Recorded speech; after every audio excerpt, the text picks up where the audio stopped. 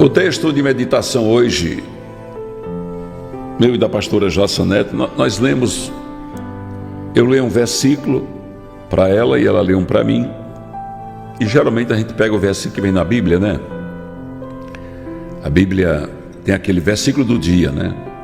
Aí eu abro a minha Bíblia, eu tenho uma Bíblia instalada diferente da dela, então vem todo dia um versículo para mim e um versículo para ela. São versículos diferentes e a gente lê para orarmos e agradecermos a Deus pela noite de descanso, por tudo, né?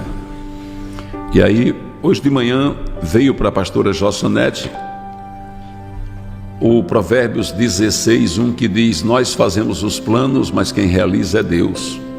Em outras versões diz: o planejar é do homem, mas a realização é de Deus. Em outras versões diz: o homem planeja o seu caminho, mas o seu futuro pertence a Deus. E na minha Bíblia, veio essa passagem muito bela, belíssima da palavra de Deus, e está em Colossenses capítulo 2, versículos 6 e 7, que diz: como, pois, recebestes o Senhor Jesus Cristo, assim também andai nele, arraigados, edificados nele, confirmados na fé, assim como fostes ensinados, crescendo em ação de graças, crescendo agradecendo a Deus. A Jane Silva colocou aqui Isaías 65:4, e acontecerá que antes de clamarem eles, eu responderei, e estando eles ainda falando, eu os ouvirei. Oh, glória a Deus! A palavra de Deus, amados, ela é algo extraordinário, porque a palavra de Deus, ela é alimento para o crente, né? Ela é alimento para o crente. Nós nos alimentamos da palavra e nos edificamos na palavra. Eu queria falar hoje sobre aquilo que nós desejamos, mas Deus não realiza como queremos. Não é que Ele não vai fazer, não é isso. É claro que Deus, Ele não vai abençoar a mim e a você para nós fazermos o que é errado aos olhos dele. Isso a gente sabe, né? Isso está claro, está evidente. Mas nós temos que entender que a minha mente, mesmo sendo eu um homem de Deus, sendo vocês homens e mulheres de Deus, nós somos falhos. E somos falhos e não temos os atributos de Deus. Atributo da onisciência, da onipresença, eu já não falo nem da onipotência.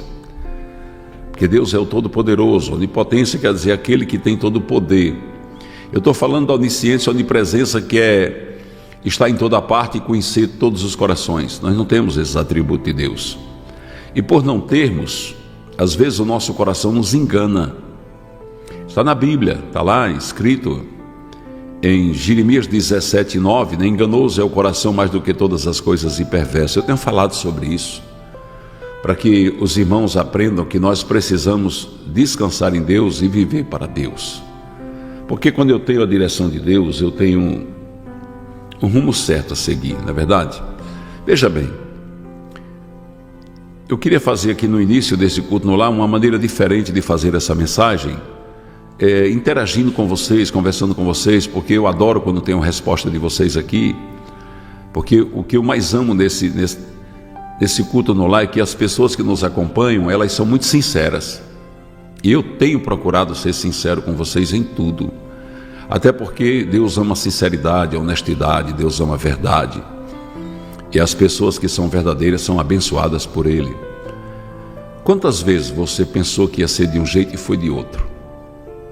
Quantas vezes você planejou e deu errado? Quantas vezes você quis fazer e imaginou uma coisa e foi outra completamente diferente? Quantas vezes você imaginou sucesso e foi fracasso, imaginou fracasso e foi sucesso? Quantas vezes você imaginou que a reação de algumas pessoas seria uma reação completamente alheia àquilo que você imaginava e a pessoa reagiu de maneira diferente, ou decepcionando, ou lhe surpreendendo para o bem? Quantas vezes não foi como você queria?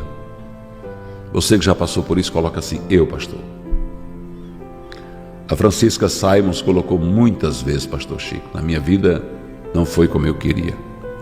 Muitas coisas que nós pedimos a Deus. Eu fui um homem que eu planejei muito, eu era um homem de planos, mas eram meus planos. Eu abri muitas empresas, eu contratei muitas pessoas, eu contratava uma pessoa e dizia assim, essa pessoa vai ser o tchan, e no final era decepção. Ainda na Pão da Vida, eu trouxe pessoas para o ministério que foi uma decepção terrível, mas não era um homem de Deus, não era uma mulher de Deus, mas foi decepção terrível. Ingratos, preguiçosos, por aí vai, sem falar outras coisas. Várias vezes fui surpreendido por pessoas que eu apostava nelas e eu esperava mais delas e não aconteceu. E também fui e sou surpreendido até hoje por aqueles que eu não dava o valor que eles mereciam e eles mostraram que tinham um valor tremendo, que eles eram muito especiais e são valorosos para nossas vidas. Pessoas simples com quem nós aprendemos mais do que com aqueles que se dizem mais instruídos. As coisas de Deus é tremenda, né, irmão? Deus diz que Ele usa as coisas loucas deste mundo para confundir as sábias e que a sabedoria do homem é loucura para Ele, né? Então a gente tem muitas decepções na vida, a gente tem muitos planos frustrados e às vezes a gente entra assim no meio que em parafuso, não entendendo que o nosso amor não foi correspondido. Mas entenda, o ministério de Jesus Cristo, a vida de Jesus Cristo serviu de exemplo para nós. Sendo Ele Deus perfeito, a Bíblia diz que em tudo Ele foi tentado, mas em nada pecou, perfeito, e sofreu o que sofreu. Então essa mensagem de hoje é para trazer um conforto ao seu coração, porque também traz ao meu. Eu não posso achar que as pessoas, elas têm que corresponder às minhas expectativas, não é as minhas, ela tem que corresponder a Deus. Certa vez um pastor da nossa igreja, preste atenção, vou contar essa aqui porque essa tem que ser contada. Um pastor da nossa igreja pegou um casal com 2 filhos e botou numa casa da igreja. Pastor Chico, vou botar lá para morar lá, porque eles não têm onde morar, estão passando fome, e botou esse casal lá. Quando o pastor falou comigo, eu digo, tudo bem, eu autorizo, sem problema. Ele botou lá.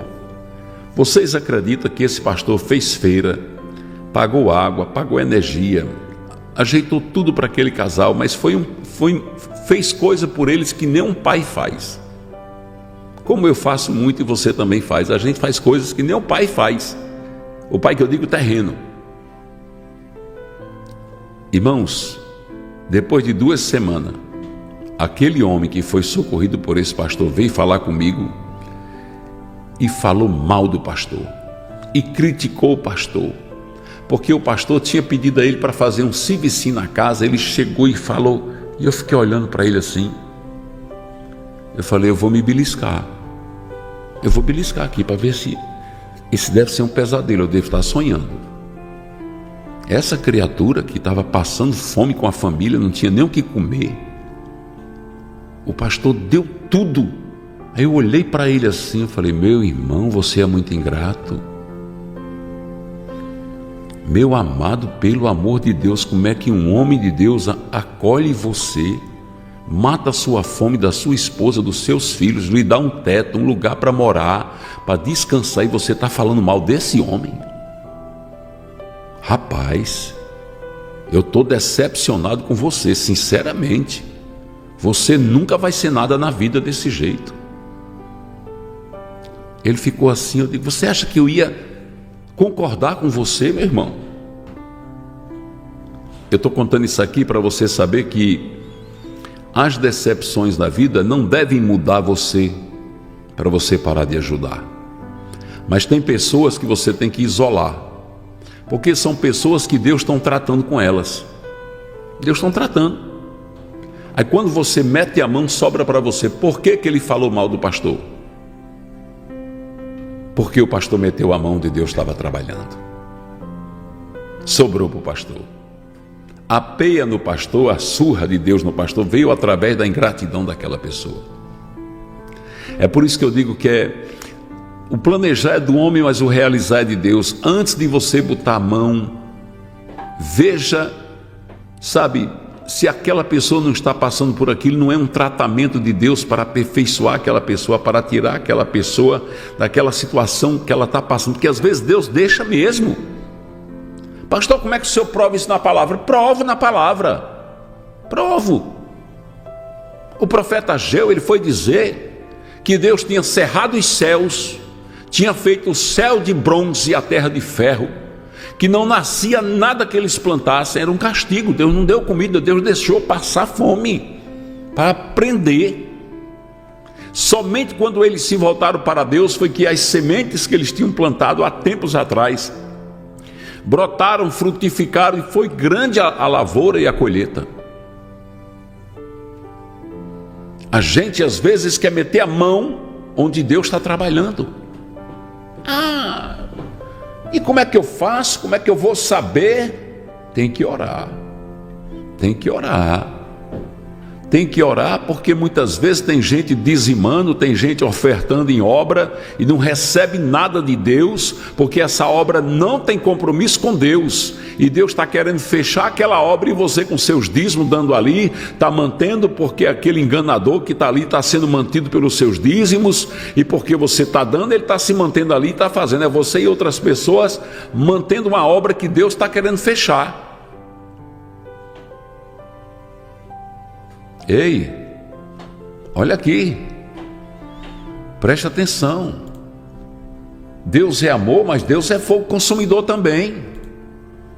Às vezes pregar esse Deus que trata, as pessoas não entendem, mas Isaías 45:7 diz: eu formo a luz, eu crio as trevas, eu faço a paz, eu crio o mal, eu, o Senhor, faço todas essas coisas. Agora Deus Todo-Poderoso pega alguém para disciplinar, e você chega lá e tira a disciplina. É como se você chegasse e dissesse: ei, quem botou você de castigo aí? Foi Deus. Não, não fique não, pode sair, venha para cá. Agora você imagina o que é que Deus vai fazer com você.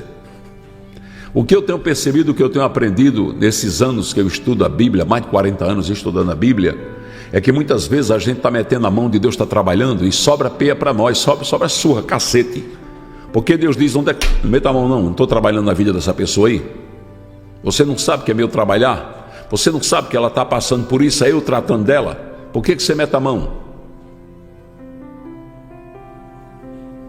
Então às vezes eu planejo ajudar, mas Deus não quer, Deus está realizando uma obra ali. Aí eu fico às vezes: Deus, meu coração fica desse tamanho, porque eu sou cristão, eu tenho o teu amor, eu tenho o teu Espírito Santo, a minha vontade é de ajudar. Um amigo meu, dono de uma loja de móveis, ele chegou em casa, tinha 2 meninos, menino de 10, 12 anos, estava na calçada da casa dele, os bichinhos. Ele olhou assim: vocês estão com fome? Então vamos entrar para comer. Botou dentro da casa dele. A mulher dele botou o comer na mesa, eles comeram e depois arrastaram o revólver. É um assalto. Ele disse que dentro daquele saco sujo tinha 2 revólveres. Roubaram o dinheiro, roubaram joia, roubaram tudo. Depois foram presos. Mas ele disse a mim: pastor, pelo amor de Deus, onde é que a gente está? Que nem caridade a gente pode fazer mais. Eu disse: pode, mas nós temos que saber fazer.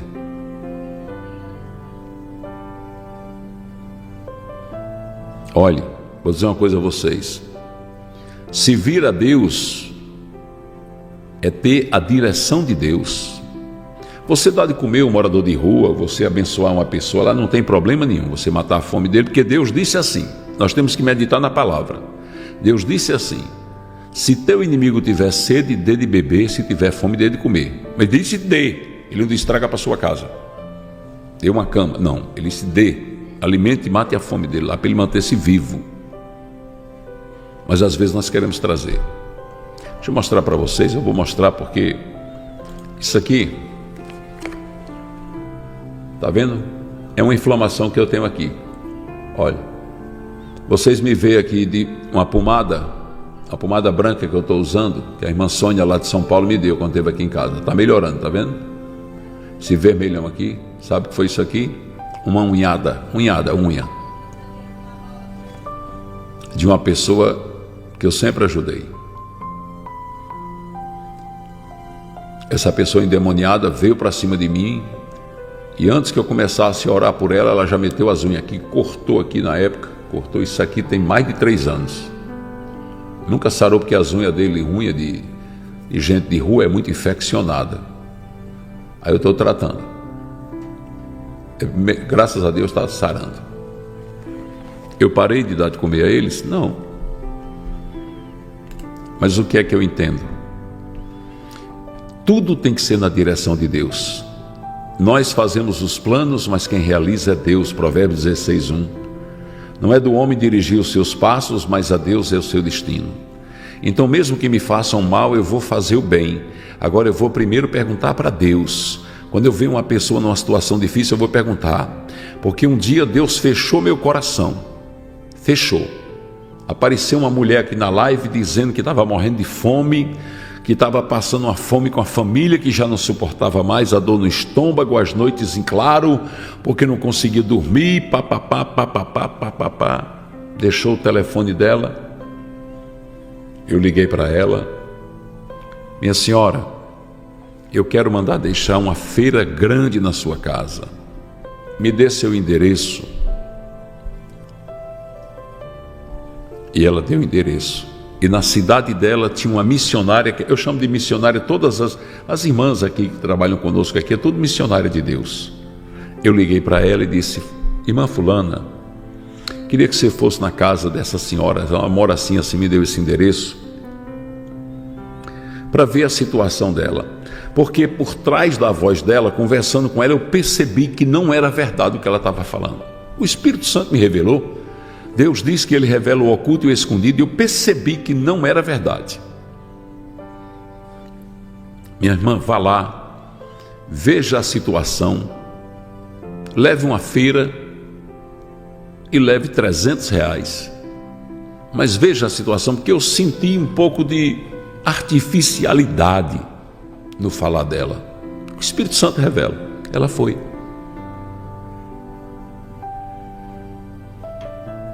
Mas ela foi, quando chegou lá, aquela mulher vai saindo da garagem, uma garagem grande, tinha mais 2 motos e um carro lá dentro, uma casa muito boa. Ela tirou as fotos e mandou para mim. Quando aquela mulher vai saindo, ela disse: é aqui que mora a dona fulana?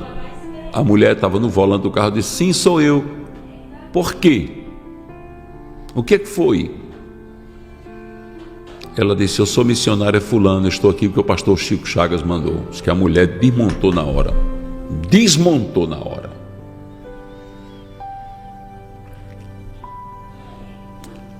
Aí ela disse: eu estou vendo que a senhora não precisa do que eu trouxe para a senhora. A missionária entrou no carro com o marido e foi embora. Ligou para mim: pastor, e aí? Eu digo: não, dê a qualquer pessoa aí. Dê a qualquer pessoa. Ou seja, aquela mulher que eu liguei para ela depois e disse: não faça mais isso. Não faça. Você não precisa. Você mora numa casa boa, você tem automóveis, motos na sua casa, sua família tem condição. E você, tirando de uma igreja, dos dízimos e ofertas, que um pastor com o coração cheio de compaixão manda para você, você já imaginou a gravidade do que você está fazendo? Você está tirando a ajuda que poderia ir para quem realmente precisa. Ah, mas é porque o senhor não sabe, a gente tem as coisas, mas a gente passa dificuldade. Sim, mas você falou que estava passando fome com a sua família e você não está. Você com 4 veículos na garagem, 2 carros, 2 motos, casa boa. Cortei relações com ela. Um tempo depois, eu nunca disse isso para vocês, um tempo depois, ela me liga de outro número, pensando que eu não ia atender. Eu tinha atendido se ela tivesse ligado o mesmo número. Eu atendi, aí ela disse que agora sim ela estava sendo castigada por Deus e estava precisando de ajuda. Agora o senhor pode mandar aquela missionária aqui de novo, que o senhor vai ver como é que eu estou? Eu já não moro mais naquela casa, nós tivemos que vender aquela casa. Eu moro de aluguel.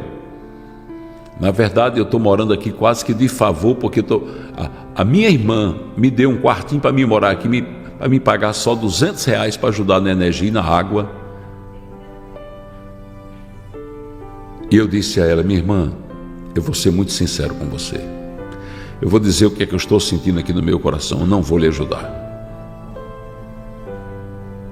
Porque o que eu estou sentindo aqui, Deus está tratando com você. E eu não vou meter a mão, não sobra para mim. E não ajudei. Fiquei com o coração doendo, mas não ajudei. Porque eu tenho pedido a Deus, e eu creio que vocês também têm pedido, que Deus nos ensine a andar onde Ele quer, porque andar com Deus é fácil e ao mesmo tempo é difícil, porque às vezes o nosso coração enganoso quer nos mandar por caminhos que Deus diz: por aí não, é por aqui, olha. Ei, é por aqui, vá por aqui. E você quer ir por lá. E Deus diz: não, rapaz, é aqui, eu estou mandando você ir aqui, ó. Aqui. É assim ou não é? A gente ama quem não deve ser amado. A gente se entrega para quem não merece essa entrega. A gente abençoa quem não precisa ser abençoado, ou então não deve ser abençoado porque tem um tratamento de Jeová na vida dele ou dela.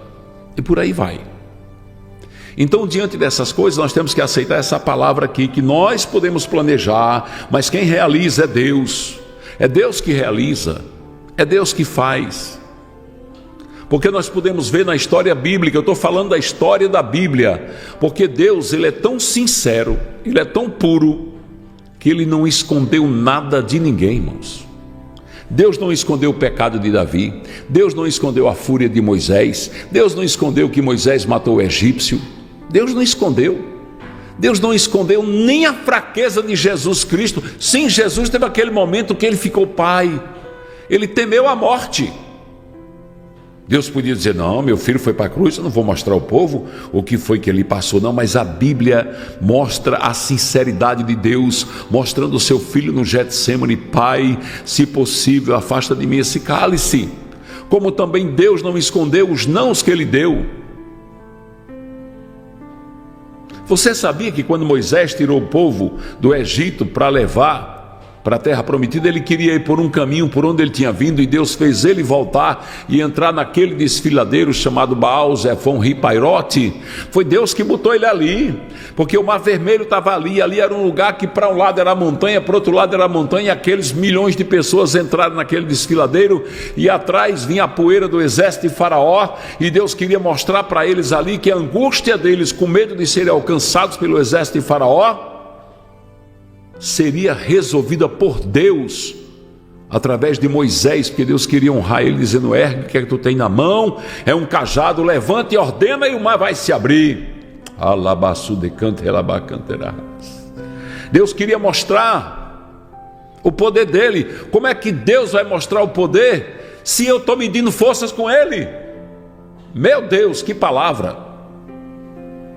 Como é que Deus vai trabalhar na vida até das pessoas que eu amo, se eu estou querendo fazer o contrário do que Ele está fazendo? Mas como que eu vou saber? Diga a Ele: Deus, não me deixe errar. Deus, não me deixe abençoar quem não merece. Não me deixe abençoar os ingratos que são, Senhor, castigados por Ti, os mentirosos que são castigados por Ti. Não me deixe abençoar aqueles que não merecem, Deus. Eu não quero errar.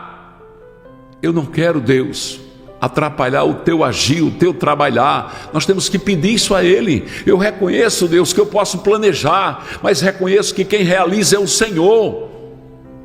Não me castigues, se às vezes pela minha fraqueza humana, pelas minhas limitações, eu meto a mão do não devia. Só diga: tira a mão daí, estou trabalhando.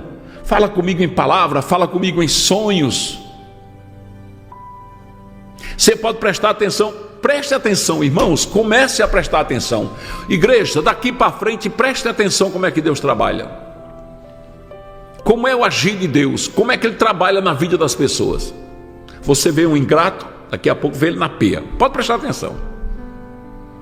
As pessoas que fazem gratidão com você, não passa nenhuma sem passar pelo chicote de Jeová. Todas passam. E Deus está assim, sabe? Parece que o mundo está perto de Deus, está perto de botar um fim nisso aqui. Eu até creio que o arrebatamento da igreja está próximo de acontecer. Sabe o que é que Deus está fazendo? Ele não está demorando mais não. Não demora mais, é ligeiro.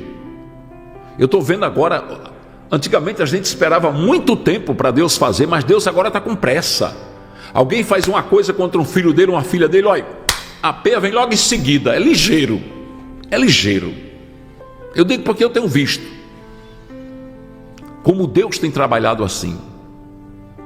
Então a mensagem de hoje é: o planejar pode ser teu, aleluia, mas o realizar é dele. E quem é dele diz: Deus, só deixa eu fazer aquilo que o Senhor quer. Se o Senhor não quer, não deixa eu meter a mão. Se o Senhor não quer, não deixa eu entrar onde não devo. Aleluia. Eu quero fazer a tua vontade, mesmo que doa, mesmo que eu sofra, mesmo que eu pague o preço, mesmo que eu fique olhando, mas eu quero, Senhor, contemplar a tua glória na minha vida e quero obedecer a tua voz, porque eu quero é morar no céu. Eu não quero perder a minha salvação por desobediência ou por rebeldia. Eu quero morar no céu, eu quero estar com o Senhor, vivo para ti. Temos que dizer assim, eu e vocês, eu estou falando aqui, mas nós. Eu vivo para o Senhor. Eu coloquei a minha vida no teu altar santo, como holocausto vivo. Então, dirige a minha vida. Eu te amo, eu tenho o teu Santo Espírito, mas eu ainda sou carne. Não fui arrebatado em glória, sou carne ainda. Diga para Deus, eu sou carne ainda. Então Deus me orienta para fazer aquilo que o Senhor gosta e aceitar aquilo que o Senhor quer que seja feito. E acabou-se, pronto, acabou-se. Deus tira pessoas das nossas vidas, às vezes a gente fica reclamando, fica chorando, entra em depressão, noites de sono perdida, a gente fica se lamentando, porque fulano me deixou, porque não sei o que, porque eu amava, porque isso, porque aquilo, porque eu gostava de estar perto. Você podia gostar de estar perto, mas a pessoa não gostava de estar perto de você não, ela foi embora porque não gostava de estar perto de você. Agora, se você quer ela de volta, ore, mas ore dizendo: só traga se for transformado, só traga se vier para me amar, porque voltar para me fazer sofrer, fique lá, pode ficar lá, porque eu fico aqui com Jesus, sempre com Ele, em todos os momentos, em todos os instantes. Porque se eu peço a Deus, eu sou filho dele, você é filho e filha de Deus. Se eu peço a Deus insistentemente para Ele ouvir a minha voz, para Ele consolar meu coração, para Ele me restituir aquilo que eu perdi, eu não sei se o que eu perdi, voltando, vai me fazer feliz ou vai me fazer sofrer. Nem você sabe também. Porque tem muita mulher que desejou o marido de volta, orou, pediu, mas quando o marido voltou, o sofrimento foi tão grande que ela disse: homem, antes ele tivesse ficado era lá. Por quê? Porque Deus fez a vontade do teu coração para mostrar a você. Às vezes Deus faz, sabe? Eu vou trazer de volta. Toma, está aqui, toma. Você não está pedindo? Está aqui. Aí Deus fica olhando. Aí você começa a sofrer e diz: está vendo aí? Ó? Por isso que eu não queria te dar de volta. Aí você pediu tanto que eu tive que deixar, eu tive que permitir para você entender que não era isso que eu tinha para você. Eu tinha algo melhor. Você sabia que quando Samuel recebeu os anciões de Israel, chegaram para ele, o profeta Samuel, filho de Ana, o profeta, o juiz, o sacerdote, ele foi chorando para os pés de Deus e disse assim: Deus, o povo está pedindo para mim ungir um rei para eles, como tem as outras nações, porque segundo eles, Deus, os meus filhos já não andam na tua presença. Você sabe qual foi a resposta de Deus? Deus viu que Samuel estava triste e disse: Samuel, unja um rei para eles, e não fique triste não, eles não estão rejeitando você, não estão rejeitando a mim. O que era que Deus estava dizendo? Ele estava dizendo: eles não estão rejeitando você, não estão rejeitando a mim, porque você é meu representante, você é meu profeta, meu juiz, meu sacerdote. Eles não têm rei, agora estão pedindo um rei. Eles não acreditam que eu posso transformar a vida dos teus filhos e fazer eles tão poderosos como você. Agora diga para eles que você vai ungir um rei sobre eles. Agora esse rei vai cobrar imposto deles, o povo não pagava imposto. Esse rei vai cobrar imposto deles e vai mandar seus filhos para morrerem nas guerras. E foi o que aconteceu. Aí Samuel disse: então eu pensei que ele estava rejeitando a mim. Não, estão rejeitando a mim, disse Deus. É a mim que estão rejeitando, porque você é meu representante. Se você é meu escolhido e eles rejeitam você, estão rejeitando a quem? A mim. E Samuel disse ao povo: olhe, Deus mandou dizer que vocês querem um rei, tudo bem, vocês vão ter um rei. Agora não esqueçam que esse rei vai pegar seus filhos, formar um exército, colocar eles na guerra, vão morrer na guerra e vocês vão pagar imposto para manter essa guerra e manter esse reinado. E o povo quis. E teve um rei, Saul, o primeiro rei de Israel, que foi um desastre. Se não fosse Davi, levantado por Deus, segundo o coração de Deus, aquele povo não tinha suportado, não. Olha a Rosa Souza Gama dizendo: verdade, pastor, eu já fiz isso, voltei com meu ex-marido e foi pior. Deus sempre confirma o que eu estou pregando, louvado seja o nome de Jesus por isso. Então a minha vontade, Deus, eu quero que seja a tua vontade. Que os planos que chegarem ao meu coração venham do teu coração, Pai. Essa deve ser a nossa oração. E a gente tem que falar para Deus como Davi falava, porque Deus se agrada disso: Senhor, sou pequenininho, sou frágil, meu tempo aqui na terra não é muito longo, então não me deixe errar muito, não. Não me deixe errar muito, não. Chega, Senhor, com força na minha vida, impedindo a minha insensatez, impedindo aquilo que eu vou fazer que não te agrada. Aí você diz: pastor, eu já errei tanto. Parabéns para você e para mim, porque eu também já errei demais. Demais. Me diga uma coisa, deixa eu perguntar para vocês, que hoje eu estou querendo interagir com os filhos de Deus, as filhas de Deus aqui.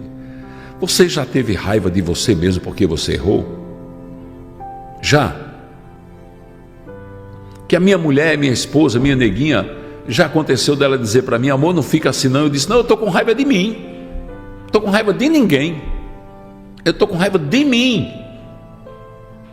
Porque eu podia ter evitado isso.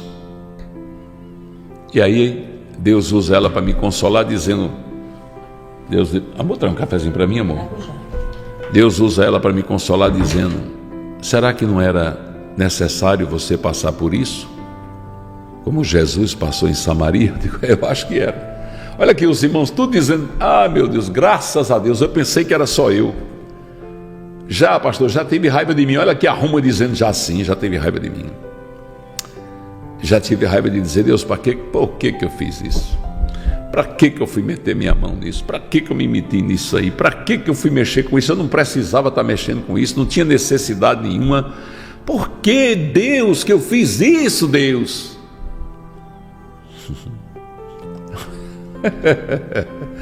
Louvado seja o nome de Jesus. A Cida de Macaé botou várias vezes: pastor, já teve raiva de mim por fazer coisas que não devia ter feito. Pois é. Está vendo como é bom interagir com vocês, como é bom a gente ouvir? Porque isso aqui, nessa quantidade que está aqui, conforta meu coração para me dizer: Deus, ainda bem que o Senhor é compreensivo, ainda bem que o Senhor entende seus filhos, porque senão, Pai, como seria isso aqui? Como seria essa vida, Pai? Se não fosse a tua compreensão, como viveria a gente no meio disso tudo?